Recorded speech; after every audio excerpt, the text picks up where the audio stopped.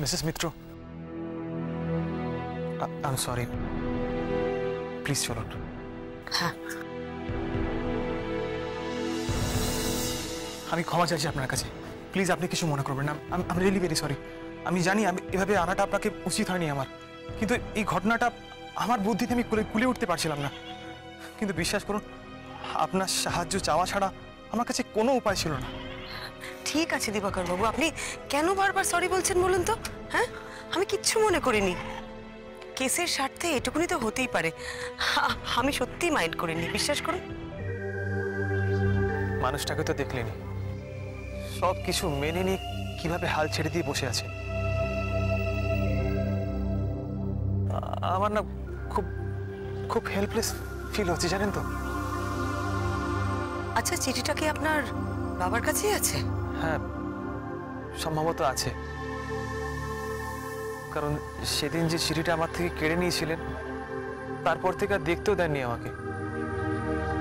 চিঠিটা যে আমার একবার চাই দিবাকর বাবু। না মানে কিভাবে দেব বলুন তো, কারণ বাবা চিঠিটা কোথায় রেখেছে সেটাই তো জানি না। কোথায় রেখেছেন মানে? আপনার বাবার ঘরেই হবে, একটু খুঁজে দেখুন না। কিন্তু সেটা কি করে সম্ভব? মানে বাবা তো বেশিরভাগ সময় ঘরেই থাকেন, কি করে খুঁজে পাবো বলুন তো? মানে আমি না ঠিক উপায় একটা বার করতেই হবে দিবাকর বাবু। কিন্তু পরমাদি বাবার আসবাবপত্র ঘেটে ওটা খুঁজে বের করতে গেলে উনি তো টের পেয়ে যাবেন। আপনাদের ফ্যামিলি ফিজিশিয়ান আছে তো? হ্যাঁ, কিন্তু কেন বলুন তো? দিবাকর বাবু, আপনার বাবাকে দেখলাম উনি কথা বলতে বলতে হাঁপাচ্ছেন। আপনি আপনাদের ফ্যামিলি ফিজিশিয়ানকে ডেকে পাঠান। ওনাকে আগের থেকে শিখিয়ে রাখবেন যে আপনার বাবাকে চেক আপ করার পর ওনাকে বলতে হবে যে আপনার বাবার চেস্ট এক্সরে আর ইকো টেস্ট করাতে হবে, যেটা করার জন্য আপনার বাবাকে বাড়ির বাইরে বেরোতে হবে।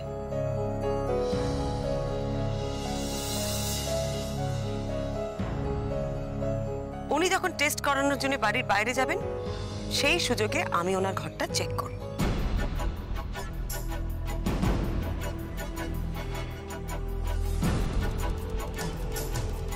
বুঝে গেছি, এটা হয়ে যাবে। ইনফ্যাক্ট আমাকে হওয়াতেই হবে। Thank you.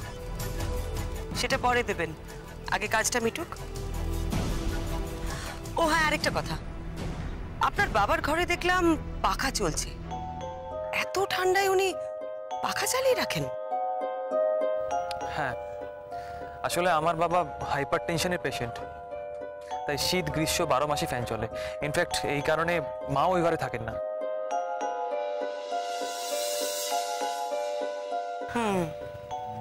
বুঝলাম। মিসেস মিত্র, বলছিলাম যে ডক্টরকে ডেকে প্রেসক্রাইব করিয়ে বাবাকে বুঝিয়ে বেরোতে বেরোতে কিন্তু বিকেল হয়ে যাবে।